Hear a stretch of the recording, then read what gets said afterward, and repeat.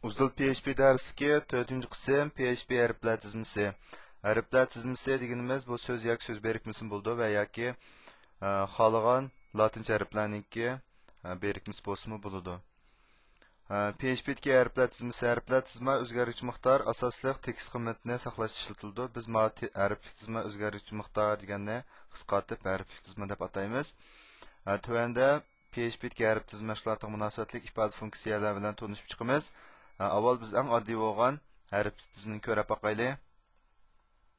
Qaraydigan bo'lsak, bu bir o'zgaruvchi miqdor, buningki qiymati dal tekst hujjati, ya'ni hello world degan tekst hujjati iborat.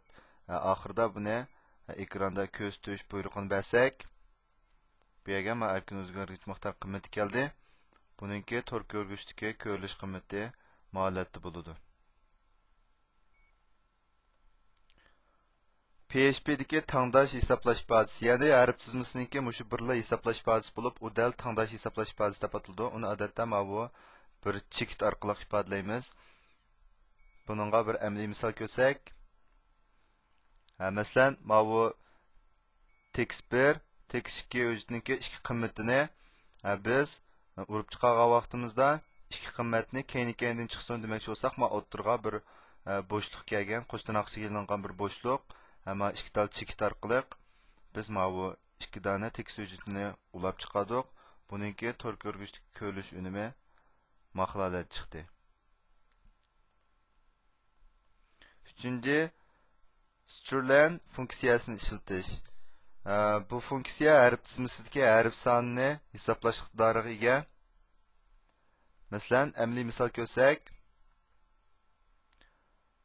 funksiyani yozdik. Funksiyaning ikki qiymatiga hello worldni bergandan keyin buni biz amaliy unumini ko'rsak 12 deb chiqdi. Bu 12 degan qiymat nerdan kelgan deganda dal mushniki 1 2 3 4 5 6 7 8 9 10 11 12 dan iborat mushu 12 dona hərfni tashkil topdi degan mushu butun hərf sonini bizga ko'rsatib bergan. Dördüncüsü strpost funksiyasini ishlatish.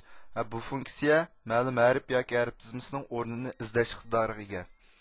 Hərf tizmisidagi birinchi hərf noldan boshlanadi, birdan boshlanmaydi. Shunga bu tövəndə bizga o'rnini ko'rsatib bergan vaqtiki, amaliy misol qarasak, masalan, yana hello world, buningga strpost funksiyasini ishlatdik. Bizga world degan qism so'zningki qaysi o'rinda ekanligini ko'rsatib beradigan buyruqni bergan bo'lsak, buningki tor ko'rgishda bizga 6-o'rin deb ko'rsatib berdi. Ya'ni bu 6-o'rin nerdan kelgan deganda 0 dan boshlab hisoblaymiz. Bu o'rinni hisoblagan 0, 1, 2, 3, 4, 5, 6-o'rin. Dal 6-o'rindan boshlab world degan so'z boshlandi degan mush uchurni bizga ko'rsatib berdi.